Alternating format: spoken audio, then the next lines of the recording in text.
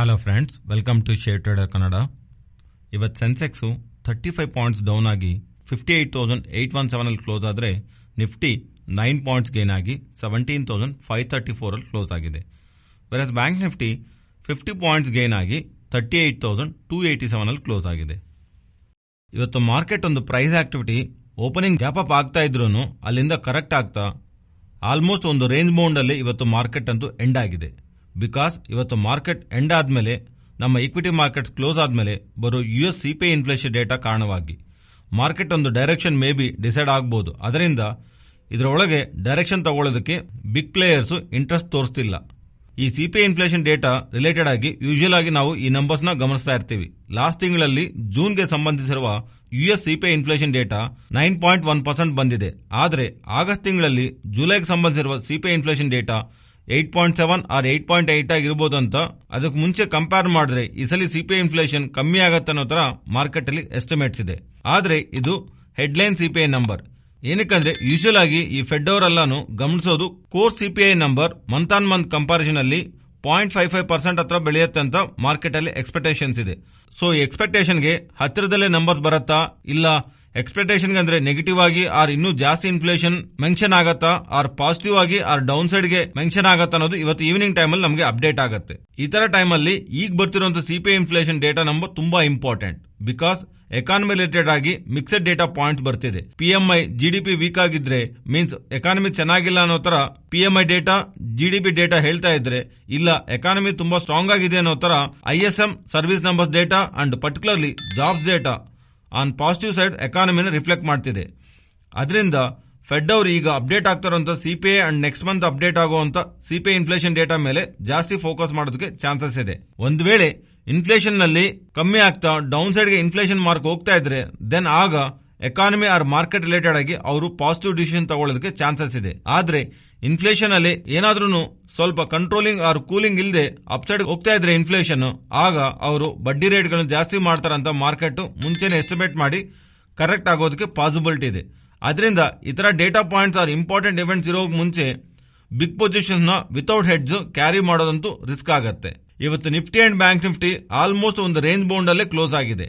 And Nifty related ಆಗಿ ಒಂದು important level like 17,520 level above last 2 trading session ಇಂದ closing ಅಂತೂ ತೋರಿಸ್ತಾ ಇದೆ. ಅಂಡ್ ಇವತ್ತು ಅಪ್ಡೇಟ್ ಆಗ್ತಾ ಇರುವಂತಹ CPI ಇನ್ಫ್ಲೇಷನ್ ಡೇಟಾ ಮಾರ್ಕೆಟ್ ಒಂದು ಬಿಗ್ ವೇವ್ ನಲ್ಲಿ ಡಿಸಪಾಯಿಂಟ್ ಮಾಡಿಲ್ಲ ಅಂದ್ರೆ ಮಾರ್ಕೆಟ್ ಪ್ರೆಸೆಂಟ್ ಸ್ಟ್ರಕ್ಚರ್ ಅಂತೂ ಬುಲಿಶ್ ಆಗೇ ಇದೆ.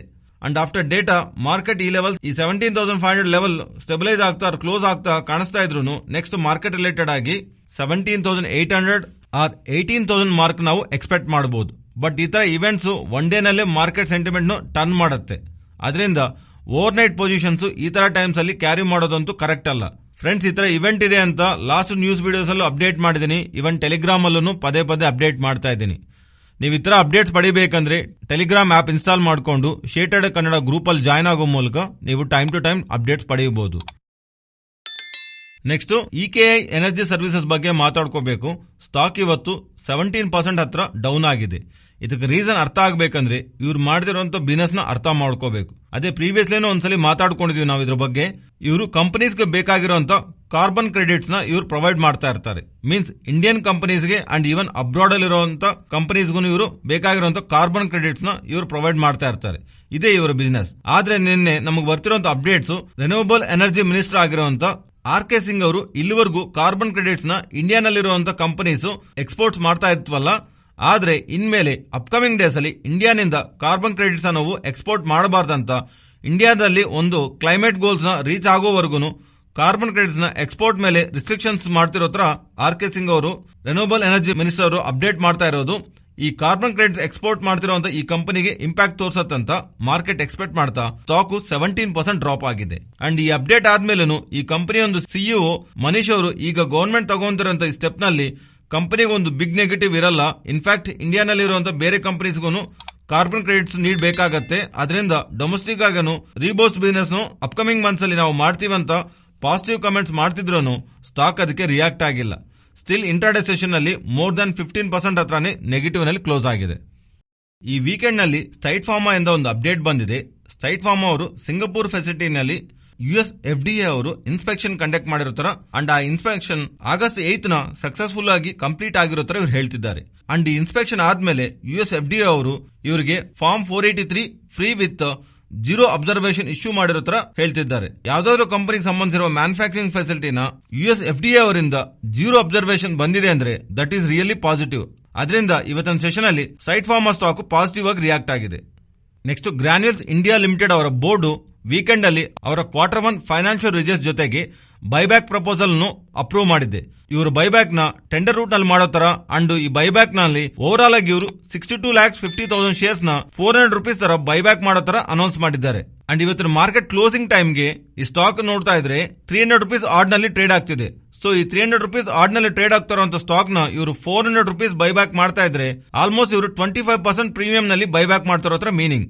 ಅಂಡ್ ಈ ಬೈಬ್ಯಾಕ್ ನ ಒಂದು ರಿಕಾರ್ಡ್ ಡೇಟ್ ನ ಇವರು ಆಗಸ್ಟ್ 23 ಆಗಿ ಫಿಕ್ಸ್ ಮಾಡಿದ್ದಾರೆ. ಅಂದ್ರೆ ಆಗಸ್ಟ್ 23 ಟೈಮ್ಗೆ ಯಾರು ಡಿಮ್ಯಾಟ್ ಅಕೌಂಟ್ ಅಲ್ಲಿ ಈ ಗ್ರಾನ್ಯೂಲ್ಸ್ ಇಂಡಿಯಾ ಲಿಮಿಟೆಡ್ ಒಂದು ಸ್ಟಾಕ್ ಇರತ್ತಲ್ಲ ಅವರು ಈ ಬೈಬ್ಯಾಕ್ ನಲ್ಲಿ ಪಾರ್ಟಿಸಿಪೇಟ್ ಮಾಡೋದಕ್ಕೆ ಎಲಿಜಿಬಲ್ ಆಗ್ತಾರೆ.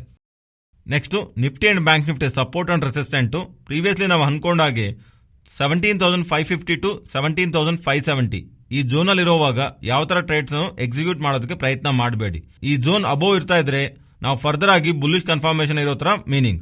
ಏನಾದ್ರೂ ಸ್ವಲ್ಪ ವೀಕ್ ಆಗಿ ಈ ಝೋನ್ ಅಲ್ಲಿ ಓಪನ್ ಆಗ್ತಾ ಇದ್ರೆ ಅಂಡ್ ಇಲ್ಲಿಂದ ಡೌನ್ ಸೈಡ್ ಏನಾದ್ರೂ ಬ್ರೇಕ್ ಮಾಡ್ತಾ ಇದ್ರೆ ಡೌನ್ ಸೈಡ್ ಫಾಲ್ ಆಗೋದಕ್ಕೆ ಆರ್ ಕನ್ಸಾಲಿಡೇಟ್ ಆಗೋದಕ್ಕೆ ಪಾಸಿಬಿಲಿಟಿ ಇದೆ. ಅದರಿಂದ ಇದು ಇಂಪಾರ್ಟೆಂಟ್ ರೆಸಿಸ್ಟೆಂಟ್. ಅದರಿಂದ ಇಲ್ಲಿಂದ ಡೌನ್ ಸೈಡ್ ಗೆ ಇಮಿಡಿಯೇಟ್ಲಿ 17,440 ನ ಇಂಪಾರ್ಟೆಂಟ್ ಸಪೋರ್ಟ್ ಆಗಿ ಗಮನಿಸ್ತಾ ಇದೀನಿ. ಬಿಕಾಸ್ ಇದು ಪ್ರೀವಿಯಸ್ಲಿನೂ ಇಂಪಾರ್ಟೆಂಟ್ ಪ್ರೈಸ್ ಆಕ್ಷನ್ ಇಲ್ಲಿ ಕಾಣಿಸಿದೆ ಅಂಡ್ ಇವನ್ ಇವತ್ತು ಇಂಪಾರ್ಟೆಂಟ್ ಪ್ರೈಸ್ ಆಕ್ಷನ್ ಅಲ್ಲೂ ರಿಫ್ಲೆಕ್ಟ್ ಆಗಿದೆ. Bank Nifty support 38,140 and resistant 38,340 and ಅದರ above 38,740. Next Nifty option chain data weekly and monthly expiry contract ಇರೋ ಡೇಟಾ ಕಂಬೈನ್ ಮಾಡಿ ನೋಡ್ತಾ ಇದ್ರೆ ನಿಫ್ಟಿ ಇಲ್ಲಿಂದ ಟಾಪ್ ಸೈಡ್ ಹೋಗ್ತಾ ಇದ್ರೆ 17,700 ಹತ್ರ ಇಂಟ್ರಾಡೇ ನಲ್ಲಿ ಅಂಡ್ 17,800 ಹತ್ರ ಓವರ್ ಆಲ್ ಆಗಿನೂ OI ಡೇಟಾ ಅಂತೂ ಬಿಲ್ಡ್ ಆಗ್ತಿದೆ. ಇದೀವನ್ ವೀಕ್ಲಿ ಕಾಂಟ್ರಾಕ್ಟ್ ಅಲ್ಲೂ ಸಿಮಿಲರ್ ಆಕ್ಟಿವಿಟಿ ಕಾಣಿಸ್ತಾ ಇದೆ. ಇಲ್ಲಿಂದ ಡೌನ್ ಸೈಡ್ ನೋಡ್ತಾ ಇದ್ರೆ 17,300 17,200 ಲೆವೆಲ್ಸ್ ಹತ್ರ compare with call writing significant ಆಗಿ OI ಡೇಟಾ ಪುಟ್ ರೈಟರ್ಸ್ ಬಿಲ್ಡ್ ಮಾಡ್ತಿದ್ದಾರೆ. ಅದರಿಂದ 17,200 ಟು 17,800 ಈ 600 ಪಾಯಿಂಟ್ ಝೋನ್ ಅಲ್ಲಿ ಮಾರ್ಕೆಟ್ ಅಪ್ಕಮಿಂಗ್ ಡೇಸ್ ಅಲ್ಲಿ ನಿಫ್ಟಿ ಮೂವ್ಮೆಂಟ್ಸ್ ಗಮನಿಸಬಹುದು ಅನ್ನೋ ತರ ಕಾಲ್ ಅಂಡ್ ಪುಟ್ ರೈಟರ್ಸ್ ಭಾವಿಸ್ತಾ ಇದ್ದಾರೆ. ಇದು ಫ್ರೆಂಡ್ಸ್ ಇವತ್ತಿನ ವಿಡಿಯೋ. ಈ ವಿಡಿಯೋನಲ್ಲಿ ನಾವು ಶೇರ್ ಮಾಡಿರುವಂತ ಕಂಟೆಂಟ್ ವ್ಯಾಲ್ಯೂಬಲ್ ಆಗಿದ್ರೆ ನಮ್ಮ ಚಾನಲ್ ನ ಸಬ್ಸ್ಕ್ರೈಬ್ ಆಗಿ ಅಂಡ್ ಬೆಲ್ ಐಕಾನ್ ಕ್ಲಿಕ್ ಮಾಡಿ ಆಲ್ ನೋಟಿಫಿಕೇಶನ್ಸ್ ಆಕ್ಟಿವೇಟ್ ಮಾಡ್ಕೊಳ್ಳಿ. ಈ ಡೇಟಾ ನಿಮ್ಮ ಫ್ರೆಂಡ್ಸ್ ಅಂಡ್ ಫ್ಯಾಮಿಲಿ ಮೆಂಬರ್ಸ್ಗೆ ಯೂಸ್ ಆಗತ್ತಂದ್ರೆ ಶೇರ್ ಮಾಡೋದಕ್ಕೆ ಪ್ರಯತ್ನ ಮಾಡಿ. ಫ್ರೆಂಡ್ಸ್, ನೀವೇನಾದ್ರೂ ಡಿಮ್ಯಾಟ್ ಅಕೌಂಟ್ ಓಪನ್ ಮಾಡಬೇಕಂದ್ರೆ ಕಮೆಂಟ್ ಸೆಕ್ಷನ್ ಅಲ್ಲಿ ಲಿಂಕ್ ಶೇರ್ ಮಾಡಿದೀನಿ. ಆ ಲಿಂಕ್ ಮೂಲಕ ಓಪನ್ ಮಾಡೋದ್ರಿಂದ ಚಾನಲ್ಗೆ ಹೆಲ್ಪ್ ಆಗುತ್ತೆ. Thank you.